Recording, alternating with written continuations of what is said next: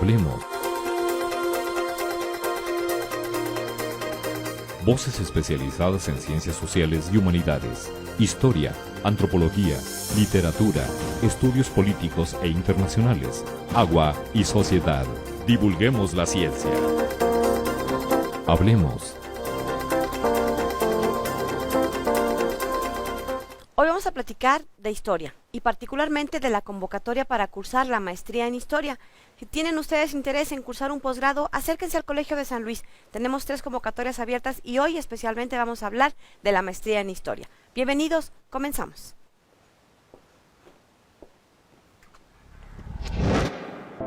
Continúa tus estudios de posgrado en Ciencias Sociales y Humanidades con una beca CONACYT.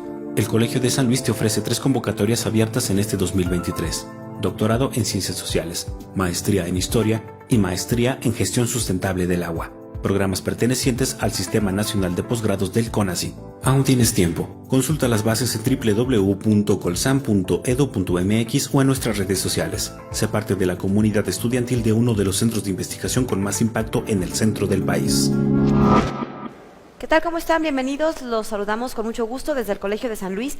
Hoy vamos a platicar de la maestría en historia. Es una de las 3 convocatorias que tiene abierto el Colegio de San Luis y que, bueno, pues estarán vigentes hasta más o menos los primeros días de mayo, si mal no recuerdo, pero bueno, ahorita nuestra invitada nos va a precisar todos los datos, requisitos, así que si a usted le interesa, pues está a tiempo para ir tomando nota, acompañarnos en los próximos minutos. Si conoce por ahí algún egresado ya de licenciatura que esté interesado en estudiar una maestría y bueno, pues en particular este posgrado, porque además se estudia con beca. De eso y más platicaremos con la doctora Isabel Monroy. Doctora, gracias por acompañarnos. Bienvenida. Gracias, Lidia. Al contrario, con mucho Bueno, gusto. pues platíquenos. Está abierta la convocatoria para cursar la maestría en historia. ¿A quiénes va dirigido? ¿Quiénes sí pueden? ¿Quiénes no pueden? Bueno, es una convocatoria que está abierta para estudiantes que quieran especializarse en el conocimiento de la historia.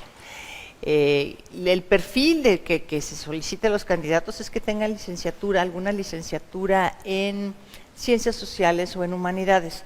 Claro, pueden tener licenciatura en otra área, pero les va a costar mucho trabajo remontar todo el conocimiento que necesitan para estar en una maestría en historia, sobre todo por las lecturas y el manejo de las fuentes documentales. El programa tiene una duración de 2 años, comienza en agosto de 2023 y terminará en junio de 2025. El propósito es, como ya dije, formar excelentes investigadores en investigación histórica y en el desarrollo de estudios históricos con nuevos enfoques, sobre todo eso, ¿no? O sea, no necesitamos que nos digan lo que ya sabemos, lo que necesitamos es que nos digan lo que no sabemos, lo que no conocemos todavía. El programa de historia y la maestría en historia tienen 3 líneas de investigación fundamentalmente. Una es la de la historia económica y política, que va de los siglos XVIII al siglo XX. Los especialistas de esta línea de investigación proporcionarán al alumno las herramientas técnicas, metodológicas, teóricas, para poder aproximarse a los problemas desde una perspectiva económica y política. Y con esto entender los fenómenos sociales que se generan. La otra línea de investigación es la de historia interdisciplinaria. En esta línea de investigación se trata de establecer diálogos con otras disciplinas como son la antropología, la arqueología, la geografía histórica, la historia del arte, la didáctica, la pedagogía, con tal de que el alumno pueda armar un proyecto de investigación que tenga más aspectos de los propiamente históricos, estrictamente hablando.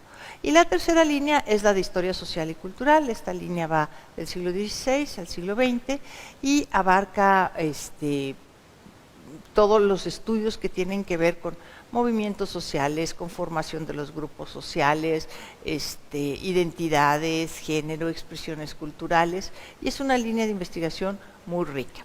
Ahora, también es cierto que los grupos de la maestría en historia no son grupos muy amplios, son grupos más bien pequeños, y lo que sí se garantiza es que el estudiante tenga una atención personalizada y continua por parte de los profesores del programa de historia. Eso es un sello muy del Colegio de San Luis. Se acompaña de manera muy personal, por eso se procura que sean efectivamente grupos pequeños. Y en particular, ¿cuáles han sido algunos estudios? Decía usted que con nuevos enfoques, no sé si recuerde algunos ahorita de los estudiantes. Luego yo veo que ganan premios por sus tesis y se enfocan, más bien, a qué temas se han enfocado, o no necesariamente los que han ganado premios, pero bueno, platícanos un poco sobre estos proyectos de investigación. Bueno, los proyectos de investigación que presentan los chicos pertenecen a una gama muy amplia. No buscamos que estrictamente sean de historia regional. Pueden pertenecer a cualquier ámbito de la historia, y no solamente hablamos de historia de México, podemos hablar de historia de América Latina o de historia mundial, historia global, como quien dice. Y la idea es que precisamente los alumnos tengan la posibilidad de explorar la investigación histórica desde muy distintos ángulos. Ahora, un problema para esto es la consulta de las fuentes documentales. La investigación histórica se hace fundamentalmente con base en material documental, y no siempre el material documental se encuentra próximo al estudiante o al investigador. O sea, no todo está aquí en San Luis Potosí, donde hay acervos muy ricos. Hay otras cosas que se encuentran en la Ciudad de México, otras cosas que se encuentran en repositorios a lo largo y ancho del país, pero no solamente en el país, sino también en Estados Unidos, en España, en Francia y en América Latina. Ahora, yo les diría también ahí en Alemania, pues sí, pero no, la mayor parte de nuestros estudiantes no domina la lengua alemana, pero es muy importante que sepan que los archivos pueden estar dispersos. Inclusive el Archivo Vaticano es un archivo muy importante para el desarrollo de proyectos de investigación que tienen que ver con historia de la Iglesia. Es una convocatoria que está dirigida a alumnos mexicanos, pero también del extranjero, ¿verdad? Sí, está abierta para alumnos mexicanos y extranjeros. Y bueno, en el caso de los alumnos que provienen del extranjero, lo que sí se solicita es que sus documentos vengan apostillados. Quiere decir que vengan legalizados para que puedan tener vigencia en México. ¿Hay algún límite en cuanto a la edad, por ejemplo? No. El asunto del proyecto que ellos presentan, porque tienen que, como parte de los requisitos, que por cierto pueden consultar la convocatoria en nuestra página web, está una sección ahí de convocatorias, ahí le dan clic y los lleva en automático, y ahí pueden desplegar el tríptico que pueden descargar, los requisitos, toda la información relativa a esta maestría. ¿Hay en uno de los apartados se refiere a un proyecto? ¿Nos puede explicar un poco más a qué se refiere? Sí, el proyecto de investigación tiene un formato específico, y el formato también viene explicado en la página institucional.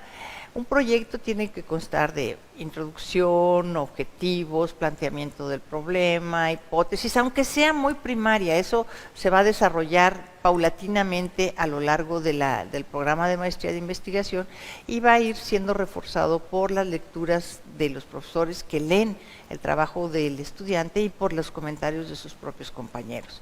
Entonces, tiene que haber una bibliografía mínima, tiene que haber antecedentes, por supuesto, y tiene que haber una propuesta. O sea, ¿qué es lo que voy a tratar de encontrar o tratar de investigar con este proyecto de investigación? Eso es muy importante. ¿Qué es lo que ustedes buscan como maestros, como investigadores, que están haciendo como este proceso de admisión cuando revisan estos proyectos de los chavos? Me imagino que buscan, pues no sé, ciertos perfiles, cierto conocimiento, cierto gusto. ¿Qué buscan? Que el planteamiento sea original. ¿Sí? El planteamiento sea original. Y bueno, la convocatoria no nada más exige un proyecto de investigación. O sea, se reciben los documentos y la fecha límite para recibir los documentos que están especificados en la página institucional es el 4 de mayo. A partir del 4 de mayo comienza una revisión puntual de la documentación entregada y si el expediente cumple con todos los requisitos de la documentación que se solicitó, entonces comienza la revisión del proyecto de investigación. Una vez que se revisó el proyecto de investigación, los proyectos de investigación aprobados, vamos a decir, por el núcleo académico básico del programa de historia, entonces los estudiantes que escribieron o propusieron estos proyectos de investigación pasan a una sesión de entrevistas y a la elaboración de un ensayo que el propio núcleo académico básico le solicita, y muchas veces este ensayo se pide que sea presencial. Si los chicos están en otro país, no les va uno a pedir que vengan, ¿verdad? Por supuesto. Se puede hacer también por vía electrónica. Y después de eso se dan los resultados. Las inscripciones son del 1 al 4 de agosto y los cursos comienzan el 14 de agosto. Bueno, pues ahí tiene la información de la convocatoria para cursar la maestría en Historia. Y regresando le vamos a preguntar qué posibilidades hay de beca, quienes estudian acá, si se van a hacer alguna estancia, alguna movilidad en otra institución mexicana, del extranjero. De esto y más platicamos regresando del corte.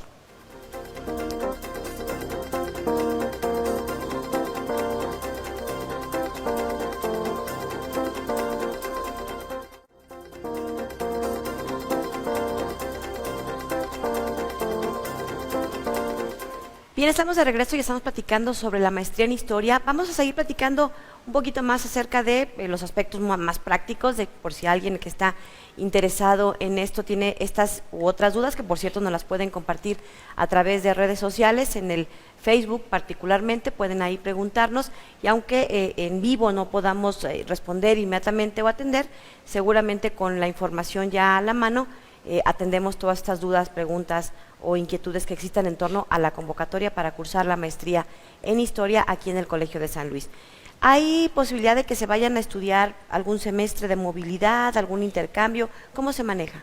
Sí, de hecho hay un semestre, son 4 semestres de estudio, y hay un semestre de esos 4 que es de movilidad, en la cual pues el estudiante puede ir, dependiendo del proyecto de investigación que tenga, puede irse a otra institución en México o a otra institución en el extranjero. El colegio apoya en cierta medida a los estudiantes para que puedan hacer esto, no con mucho, pero sí con algo por la escasez de los recursos económicos. Ahora bien, todos los alumnos son susceptibles de tener una beca. Hasta hace muy poquito el colegio tramitaba todas estas becas para sus estudiantes, ahora no. El CONACYT cambió la forma de otorgar las becas y ahora es el estudiante quien tiene que hacer directamente la gestión ante CONACYT una vez que ha sido admitido en la institución donde quiere realizar sus estudios de posgrado. Y la expectativa es que el Consejo Nacional de Ciencia y Tecnología apoye a todos los chicos, a todos los estudiantes que fueron admitidos para cursar un posgrado. Ahora, hace rato me preguntaste sobre los temas de tesis y no te contesté. Bueno, en realidad se estudian los más diversos aspectos que te puedas imaginar. O sea, hay temas de tesis que se refieren propiamente al estado de San Luis Potosí, pero hay temas que se refieren a otros estados de la República, otros países latinoamericanos u otros países que tienen que ver más con una historia global. Claro, es más complejo cuando estamos hablando de historia global porque no estamos acostumbrados a manejar historia global siempre, ¿no? Entonces, aunque sí es el marco de referencia de los estudios que se hacen, pero no somos, en general los estudiantes no son especialistas en historia global. Y se han hecho estudios de historia económica, de historia social, de historia política, de historia interdisciplinaria, de historia cultural, y todos sumamente interesantes. Y se van descubriendo elementos nuevos.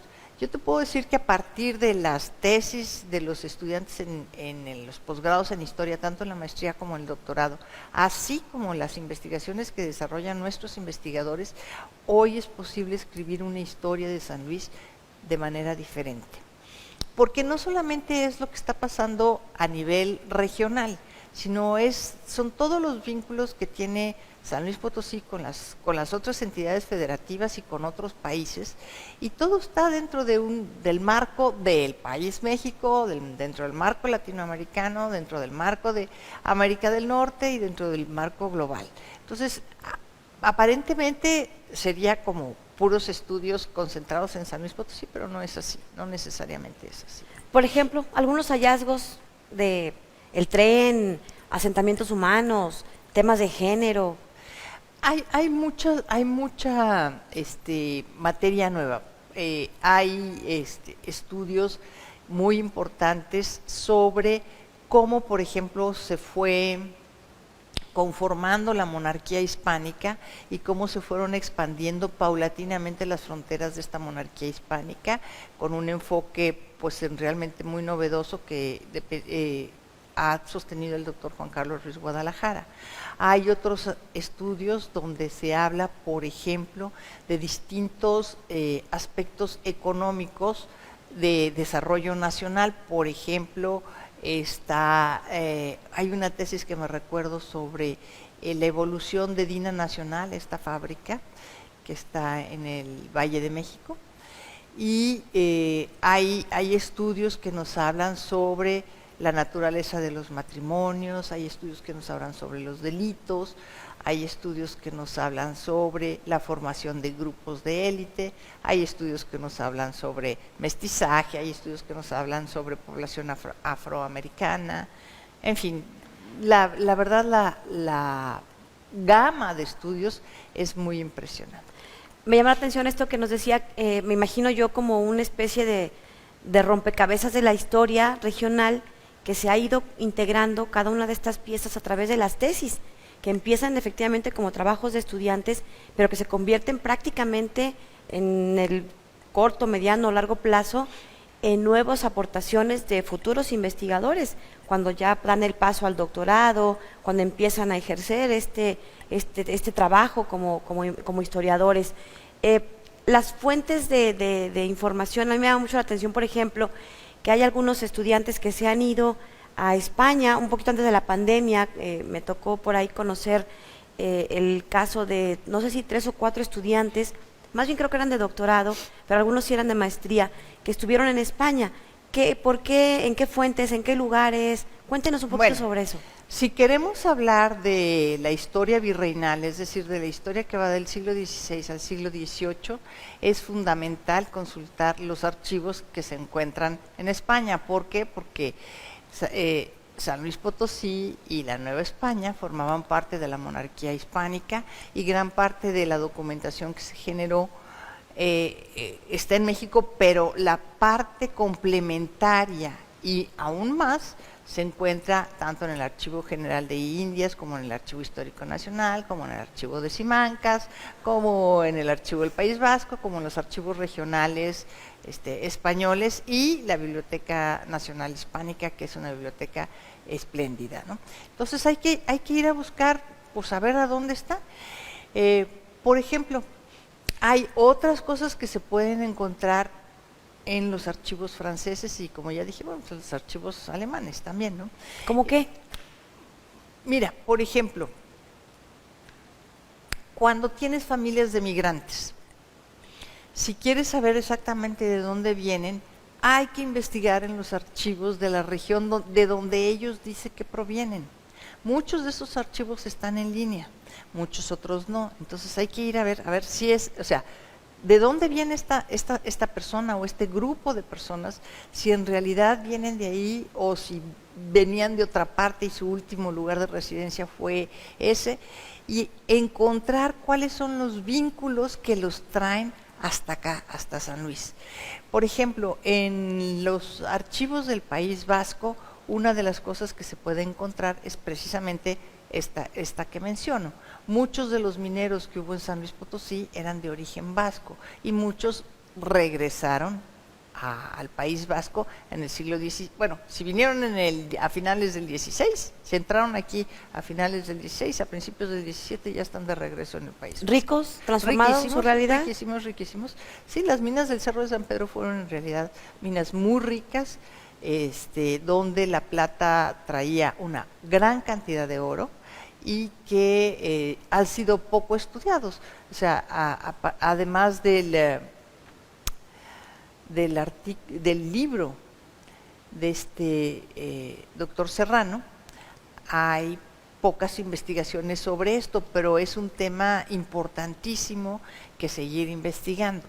Y entonces hay que ver, bueno, regresaron y qué sucedió con estas familias, ¿no? Y si se quedaron aquí, ¿qué sucedió con los que se quedaron aquí? Entonces todo eso hay que irlo a investigar fuera. Ahora, por ejemplo, en Francia, ¿qué es lo que vamos a encontrar?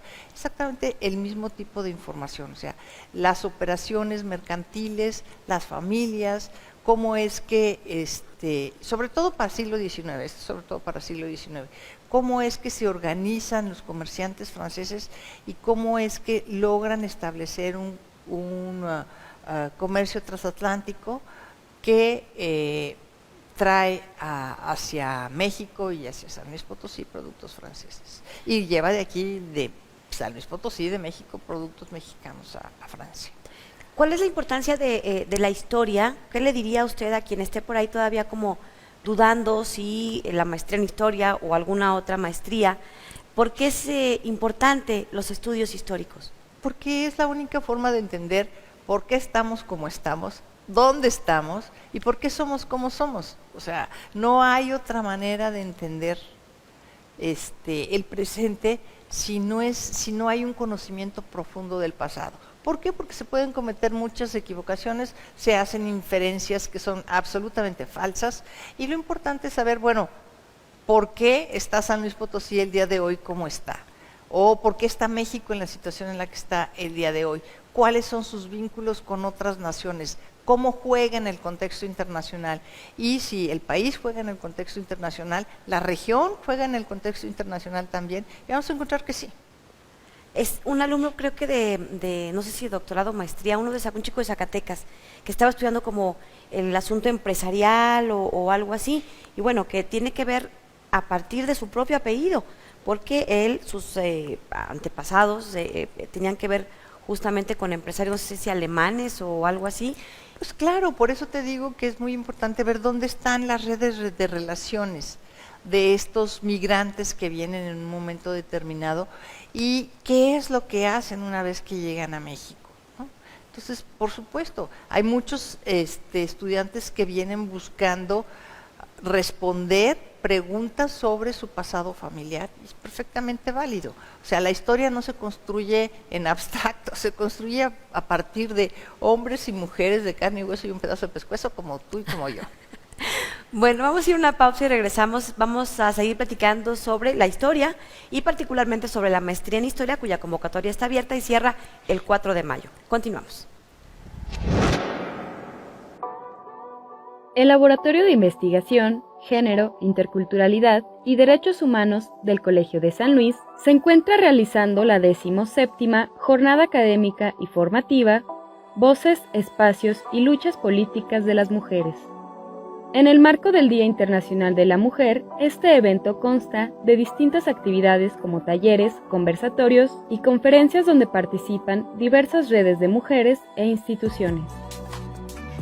A cargo de la doctora Oresta López, esta jornada busca reflexionar a favor de la igualdad y la erradicación de las violencias de género.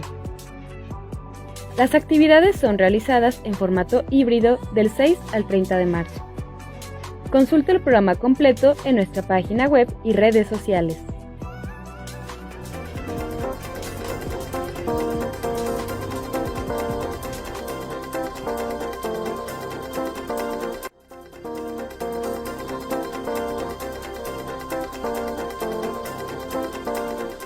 La historia resulta fascinante para estudiarla desde cualquiera de los aspectos local, regional, internacional, porque efectivamente, como nos decía la doctora Isabel Monroy en el bloque anterior, tiene que ver con entender por qué somos lo que somos o por qué hacemos lo que hacemos o por qué estamos como estamos. Hay una frase que se utilizaba mucho hasta hace algunos años, no sé si todavía se utilice en San Luis, seguramente usted tendrá más explicación o de contexto en torno a esta frase que usaban varios potosinos, y que era, ¿qué dirán los Meade y el obispo Montes de Oca? Y cuando entiendes un poco quiénes era la familia Meade, quién era el obispo Montes de Oca, visitar esa sala hoy del Palacio Municipal con estos pintada, el Salón Verde me parece que es. No, es la biblioteca. Ah, bueno, que pero es el Salón de Cabildos, que tiene Salón los de frescos Cabildos, de claro, Ulleroli. que eran por orden y disposición y gusto del obispo Montes de Oca, ¿verdad? Así es. Bueno, todo eso nos ayuda a entender y este mundo fascinante que nos rodea y que, bueno, pues tiene que ver con la historia en general. Bueno, antes de ir como a estos episodios, estos pasajes específicos que le voy a pedir aquí a nuestra invitada que nos cuente, recordemos un poquito las características de la convocatoria de la maestría en Historia. ¿Es presencial? ¿Es de tiempo completo? Porque bueno, nos quedamos un poquito mal acostumbrados al asunto de la pandemia, de que pues ya todos nos conectábamos en línea y el trabajo a distancia y demás, pero bueno, ¿cómo es? Bueno, la maestría en Historia es presencial, es de tiempo completo, por supuesto, y no es lo mismo estar en una clase a través de una videoconferencia que estar en una clase donde maestros y alumnos comparten el mismo espacio. No es lo mismo uno como profesor estar viendo cuál es la reacción de sus alumnos y entender en sus miradas si le están comprendiendo a uno o de plano no le entendieron nada, si lo están siguiendo o no lo están siguiendo y qué es lo que pueden hacer, ¿no? Entonces, sí, definitivamente es presencial. ¿Requiere muchas horas de lectura? Sí. ¿La carga de lectura es exorbitante? Sí. ¿Por qué? Porque se necesita conocer mucho. En historia, para hacer un buen trabajo en historia, se necesitan dos cosas. Uno, es que a uno le encante lo que está haciendo, que le guste muchísimo hacer la investigación histórica, que le intrigue, que saber qué pasó, qué sucedió, por qué. Y la segunda es que tiene que tener un conocimiento muy amplio, y el conocimiento no entra por ósmosis, ese no. O sea, hay que leer y leer y leer. Y no solamente los libros, sino el material documental. Pero muchas veces, si no tenemos el suficiente respaldo con lecturas secundarias, no entendemos lo que dicen los documentos. Es decir, no podemos comprender el sentido y el significado que tuvieron los documentos en el momento en que se produjeron. Por eso es necesario siempre tener un conocimiento muy amplio de la época, del lugar y del tipo de problemas que estamos tratando de abordar. Eso es fundamental. Y ciertamente esos son dos ingredientes muy importantes. Y el tercer ingrediente es que uno tenga la capacidad de, ya que tiene todas las piezas, vamos a decir, de la investigación frente a uno, saber cómo hilarlas, saber cómo darle sentido, cómo otorgarle sentido de una forma que sea coherente, que no sea anacrónica y que no sea falsa, ¿sí? Entonces, eso es toda una operación muy interesante de hacer, ardua, porque no es sencilla, no es fácil. Todo el mundo dirá, ay, sí, qué fácil. Pues no es tan sencillo. Y bueno, ahora que preguntaba sobre este dicho de los Meade, yo te puedo contar un poco lo que yo sé, lo que yo he logrado investigar. Bueno, no es que yo los haya investigado, sino que se me cruzaron, se me atravesaron en el camino. Pero espere, porque nos vamos a tener que ir a una pausa porque tenemos que anunciar el book trailer, pero regresando para que se queden con nosotros, nos van a contar un poco sobre este asunto de cuáles fueron los originales Meade, porque evidentemente no son nativos pues de acá de la Nueva España. Así que bueno, si quieren conocer esta historia, los esperamos para que se queden con nosotros después de esta pequeña pausa donde vamos a conocer el book trailer de esta semana. Como ustedes saben, el Fondo Editorial produce libros y están en formato físico aquí en nuestra librería, otros están en formato electrónico, que por cierto uno de los más descargados es de los bestsellers, digamos, es el de Horrorosísimos Crímenes, y bueno, pues también está disponible para descarga gratuita. Y para conocer las novedades editoriales que pronto estarán ya a la venta o en descarga, los invitamos para ver este próximo estreno en el Fondo Editorial del Colsa.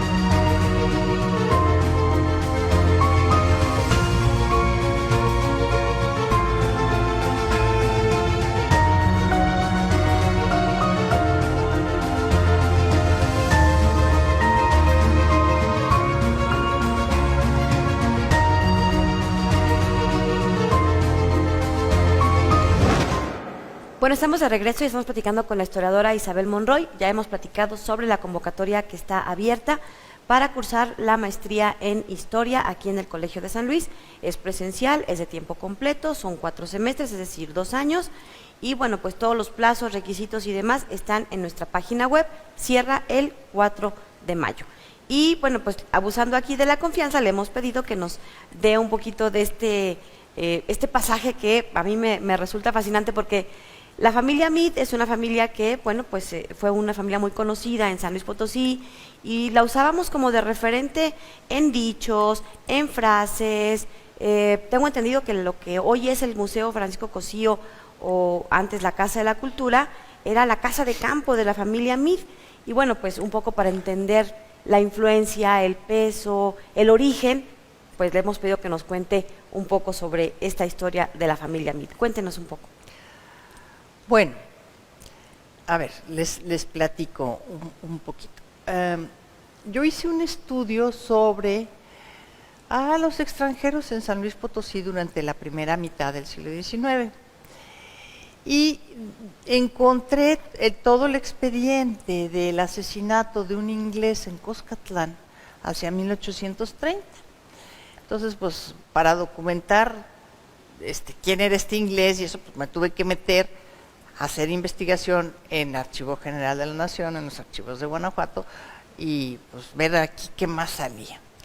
Finalmente lo que encontré es que Arthur Lewis fue un inglés que llegó a Guanajuato en la década de los años, o sea, después de la independencia, ya con la República Federal, se estableció en Guanajuato y tenía minas, y contrató a 2 hermanos de origen irlandés de apellido Mead para venir a trabajar con él en las minas. Ya que logró más o menos establecerse en Guanajuato, escribió a su esposa de que viniera con sus 2 hijas. Las chicas tendrían 14 y 12 años. Y él salió de Guanajuato para irlas a recoger al puerto de Tampico. En Cuscatlán lo matan por robarle el zarape que traía, porque eso fue lo único que le quitaron. Y pues llega la señora a Tampico y pues se encuentra con que ya no hay señor Lewis, está sola en México y trae 2 hijas, adolescentes, ¿no? Entonces finalmente llega a Guanajuato y conviven con los hermanos Mead, que son los trabajadores de la compañía minera. Y finalmente terminan casándose las 2 chicas Lewis con los 2 hermanos Mead. Entonces son 2 familias Mead Lewis, no es una sola, son 2. Son 2 hermanos con 2 hermanas. Y de ahí se va a desprender la enorme familia Mead Lewis, que van a vivir en San Luis Potosí, en Monterrey, en los Estados Unidos. A lo largo del siglo XIX van y vienen.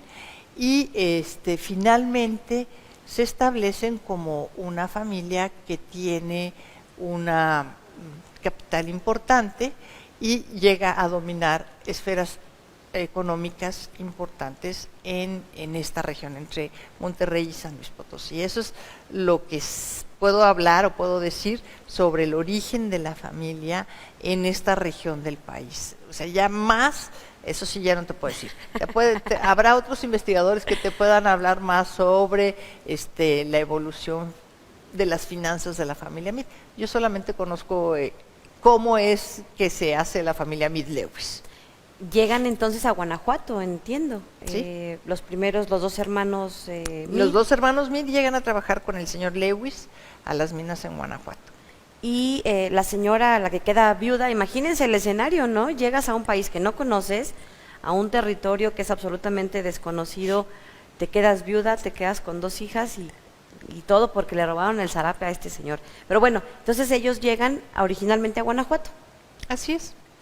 Bueno, pues ahí tienen no es en sentido estricto el origen de la frase, pero es un poco el antecedente, diría yo, de la presencia de una familia que efectivamente tuvo una participación importante en materia empresarial, económica, y que eso al final, bueno, pues va incidiendo en la vida social, cultural de las localidades, de las regiones, de las ciudades. Bueno, vamos a ir a una pausa y regresamos para platicar ya de cierre sobre esta maestría en Historia, después de este brevario cultural, porque la maestría en Historia fue el primer posgrado que abrió el Colegio de San Luis, así que bueno, pues vamos a platicar ya para terminar, pues cómo ha ido evolucionando en este par de décadas en donde ya más de 20 años que tiene esta maestría en Historia y que hoy tiene convocatoria abierta. Continuamos.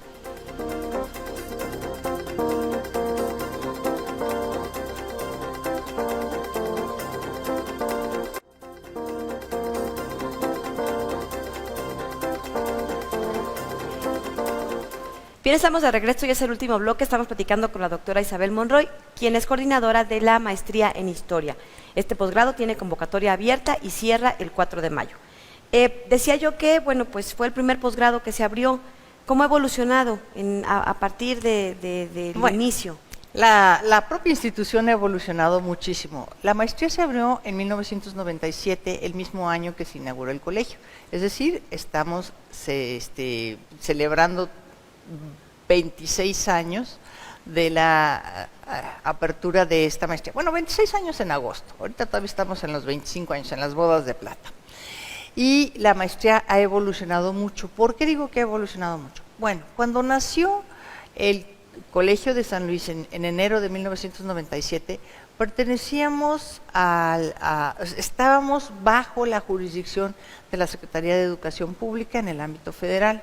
Un año después se logró el ingreso al seno del CONACYT, al ámbito del CONACYT, y entonces comenzamos a formar parte de los centros públicos de investigación.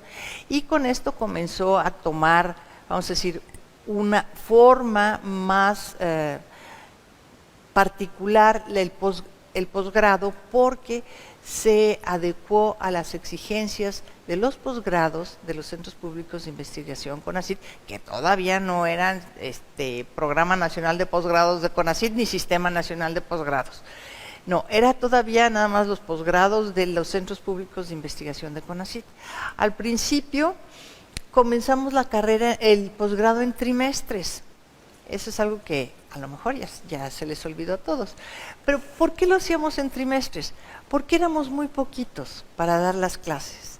Entonces, la única forma de lograr que un profesor que viniera de otra institución aceptara colaborar con nosotros era invitarlo por un trimestre.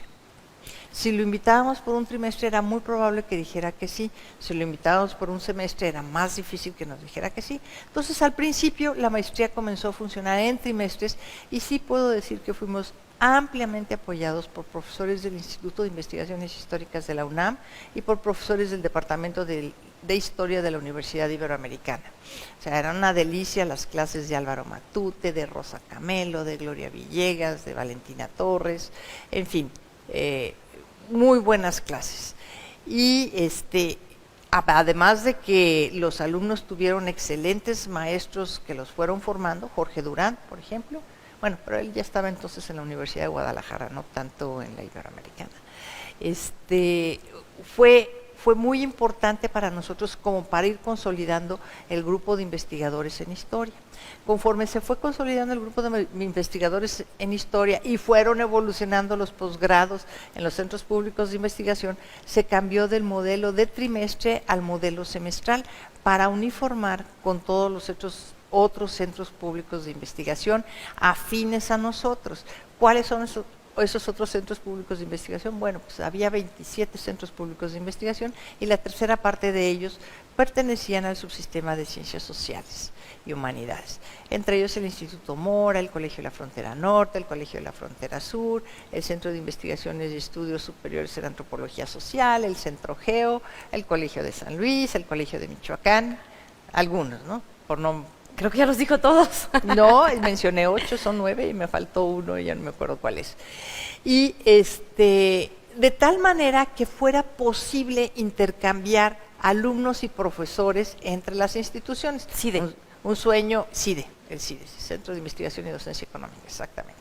Un sueño un poco guajiro, pero sí se logró que algunos de nuestros alumnos fueran a cursar algunos semestres a estos otros centros públicos de investigación y sobre todo lo que era importante era que pudieran obtener la revalidación y no se podía obtener la revalidación fácilmente si no había un acuerdo firmado con anterioridad.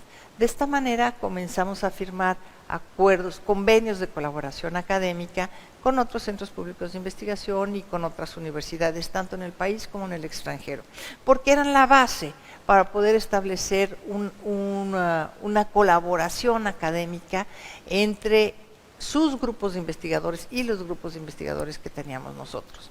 Entonces también vamos a decir, la currícula de la maestría en historia fue evolucionando hasta que fuimos perfeccionando de tal manera. Entonces fuimos encontrando la manera de afinar las materias que se impartían y poder dirigir desde el primer semestre a los alumnos hacia la línea de investigación en la que querían hacer su trabajo de tesis y guiados por los investigadores que están asociados a esa línea de investigación. Y eso fue un paso muy importante porque pues al principio les llenábamos de clases y seminarios y les dábamos poco tiempo para hacer su tesis, su investigación. Su tesis. Pero conforme también fue apretando el Consejo Nacional de Ciencia y Tecnología los tiempos para la titulación de los alumnos, tuvimos que ir ajustando los programas de enseñanza. Y al ajustar los programas de enseñanza, pues fuimos aprendiendo también poquito a poco cómo favorecer que los alumnos puedan terminar en tiempo y forma sin que entren en una presión espantosa. Y de esa manera es como llegamos a tener el posgrado en historia organizado como está. Ahora, también es cierto que al empezar como, vamos a decir, a delinear de alguna manera los posgrados de los centros públicos de investigación, se estableció el Sistema Nacional de Posgrados de Calidad, o PNPC, que se diferenciaba de los demás por ser un posgrado que era evaluado en la descripción de sus materias, en su plan curricular y en sus indicadores de eficiencia terminal, ¿no? Y eso obligó a que cada vez fuéramos más selectos, tanto con los alumnos como con los contenidos de las materias que dábamos. Actualmente ya y el Padrón Nacional de Posgrados de Calidad, el hecho de que un posgrado estuviera dentro de ese padrón, que quería decir que tenía sus indicadores de eficiencia terminal en forma, significaba que automáticamente los alumnos que ingresaban a ese posgrado tenían no solamente beca de sostenimiento, sino también beca de colegiatura. Ahora, actualmente ya no existe el Padrón Nacional de Posgrados de Calidad, sino el Sistema Nacional de Posgrados, y los alumnos siguen teniendo beca, pero ya no es algo que dependa de la institución propiamente dicho.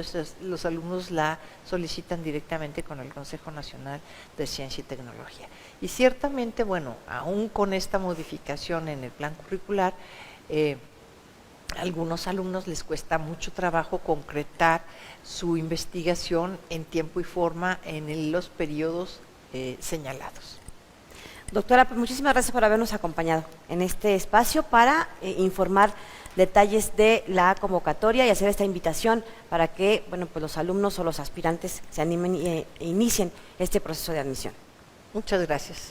Bueno, pues nosotros vamos a una cápsula que hemos preparado justamente y regresamos para seguir platicando y cerrar el programa de hoy. El Colegio de San Luis te invita a los eventos y actividades que se llevarán a cabo durante los próximos días. El Laboratorio de Investigación, Género, Interculturalidad y Derechos Humanos del Colsan realizará la 17ª jornada académica y formativa Voces, Espacios y Luchas Políticas de las Mujeres, donde se llevarán a cabo distintas actividades en formato híbrido del 6 al 30 de marzo. Consulta el programa completo en nuestras redes sociales. Ya se encuentra abierta la convocatoria del segundo encuentro Textiles de las Américas, a realizarse del 19 al 21 de octubre de 2023. Tienes hasta el 15 de abril para mandar tu propuesta. Consulta los requisitos en nuestra página web. Se realizará la presentación del libro La restitución etnográfica a prueba por los niños, de la doctora Neira Alvarado, investigadora del Colsan. El 13 de marzo a las 10 horas por Facebook Live. Casa Colsan Gilitla Ixba te invita a participar en el curso Pasado y Presente de los Ríos en la Huasteca, del 2 al 20 de marzo de forma gratuita en modalidad híbrida. Consulta las bases en nuestra página de Facebook. ¿Quieres estudiar un posgrado con beca CONACYT? El Colegio de San Luis tiene abiertas las convocatorias de maestría en Historia, maestría en Gestión Sustentable del Agua y doctorado en Ciencias Sociales. Conoce las bases en nuestras redes sociales y página web. Consulta los detalles de este y otros eventos a través de nuestra página web www.colsan.edu.mx y síguenos también en nuestras redes sociales.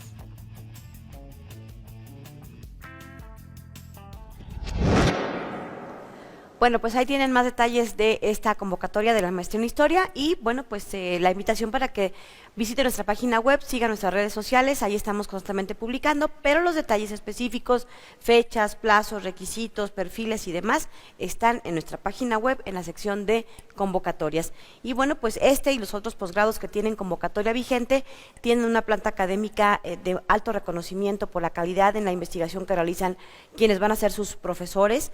Es un posgrado inscrito en este registro de posgrado de calidad que hace el CONACYT y que es un aval, es una certificación, podríamos llamarle así, de que cuentan con la suficiente respaldo de que están entrando a un posgrado serio, con rigor académico y de alta exigencia. Es una posibilidad de movilidad también, existe para instituciones nacionales o del extranjero, para los estudiantes, se estudia con beca CONACYT. Es también un espacio donde ustedes pueden desarrollar un perfil de investigadores en las ciencias sociales. Así que bueno, pues con eso nos despedimos, muchas gracias, los dejamos con la Agenda Colsan, soy Lidia Huache, pásela bien, hasta la próxima.